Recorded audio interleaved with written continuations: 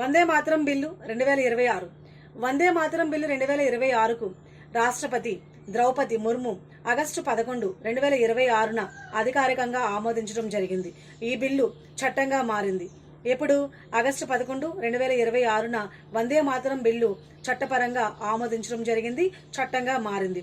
ఈ చట్టం ప్రకారం భారత జాతీయ గేయమైన వందే మాతరం, భారత జాతీయ గీతమైన జనగణ మనకు సమానంగా ప్రత్యేకమైన రక్షణ కల్పించడం జరుగుతుంది. ప్రత్యేకమైన రక్షణ 1971 జాతీయ గౌరవ అవమానాల వ్యతిరేక చట్టంలోని సెక్షన్ 3 ప్రకారం ఈ చట్టాన్ని ఆమోదించడం జరుగుతుంది. ఈ చట్టాన్ని ఎవరైనా ఉల్లంఘించినా, ఎవరైనా వ్యతిరేకించినా వాళ్ళు శిక్షార్హులు. ఏ విధమైన శిక్ష అనేది వాళ్ళకు విధించబడుతుంది అంటే 3 సంవత్సరాల జైలు శిక్ష లేదా జరిమానా అనేది విధించడం జరుగుతుంది, లేదా రెండూ కూడా విధించే అవకాశం ఉంది.